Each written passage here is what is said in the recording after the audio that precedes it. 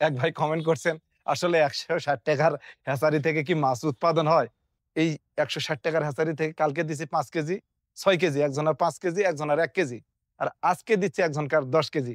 এই ১৬০ টাকার হ্যাচারি থেকে এতটুকু দিছি।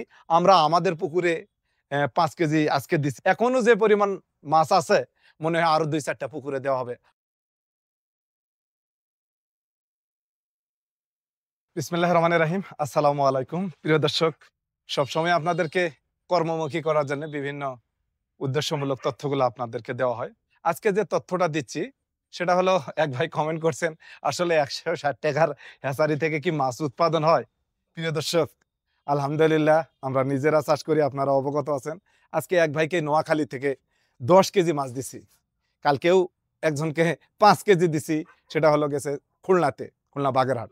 প্রিয় দর্শক, ১৬০ টাকার হ্যাচারি এটা আসলে করতে, করতে চুল মাথা পাকে গেছে। এটা একদিনে আসে নাই।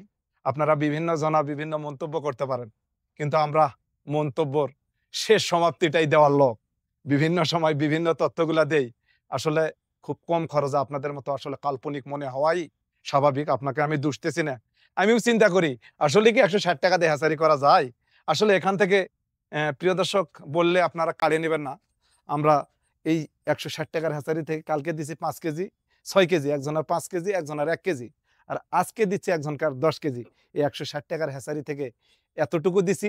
আমরা আমাদের পুকুরে ৫ কেজি আজকে দিছি। এখনো যে পরিমাণ মাছ আছে, মনে হয় আরো ২-৪ টা পুকুরে দেওয়া হবে।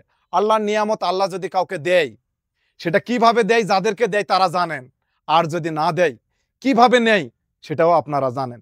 তাই আলহামদুলিল্লাহ, আমরা আল্লাহ পাকের দয়ায় যেটা ধরি সেটা আল্লাহ পাক, আল্লাহ পাকের রহমের মতের মধ্যে পড়ে। আপনি যদি আল্লাহর রহমতের মধ্যে পড়তে পারেন, তাহলে আপনার লাইফ চেঞ্জ।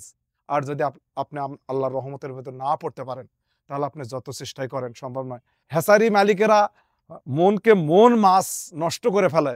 আমরা কিন্তু অল্প কয়েকটা মাছ থেকে এতগুলা ডিম পাওয়া সম্ভব আছে। এখানে প্রায় ১০ থেকে ১৫ লক্ষ মাছ আছে, যেটা না দেখলে আমাদের ভিডিও আছে, আপনারা দেখেন।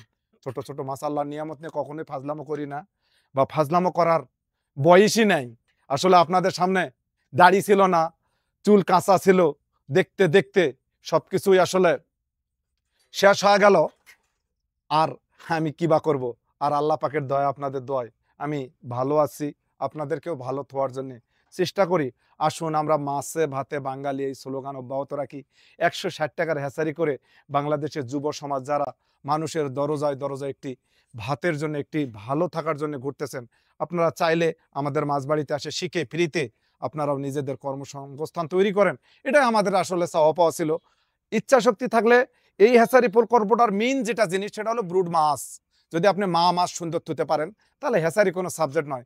আমরা কিভাবে মাছ চাষ করি, কিভাবে কি কলা কৌশল, আপনারা আসুন আমাদের ১৬০ টাকার হ্যাচারি দেখে যদি মনে হয় যে সম্ভব, যখন চলমান থাকে, আসুন। আসলে আমরা অল্প জায়গাতেও অধিক পরিমাণ মাছ তৈরি করা যায়, সেটার একটা দৃষ্টান্ত এই মাছবাড়ি। আজ এই পর্যন্ত রাত হয়ে গেছে, আমাদের আবার কোকোপিটের ডেলিভারি আছে। আমরা বহুমুখী কৃষির সাথে জড়িত, যাতে করে এদেশের কৃষিটা আসলে টিকে থাকে, এদেশের মানুষ যেন একটু ভালো থাকে। আমরা সেই চেষ্টা, সেই প্রতিভাগুলাই আপনাদের সাথে শেয়ার করি। যদি ভিডিওটা ভালো লাগে, লাইক শেয়ার করে দিবেন। আর যে ভাইটা কমেন্ট করছেন, আসলে ১৬০ টাকার হ্যাচারি থেকে মাছ কি উৎপাদন করা যায়, প্লিজ আপনি আসবেন, আসে দেখবেন, থাকবেন। থাকা, খাওয়া, দেখা ফ্রি। এখানে কোনো কিছুর বিনিময়ে মাছবাড়ি রুবেল কিছু করে না।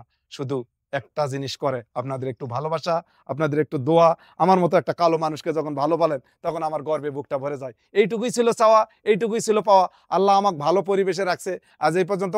আবার দেখা হবে, আবার কথা হবে ১৬০ টাকার হ্যাচারি নিয়ে অনেক আলোচনা হবে। আসসালামু আলাইকুম।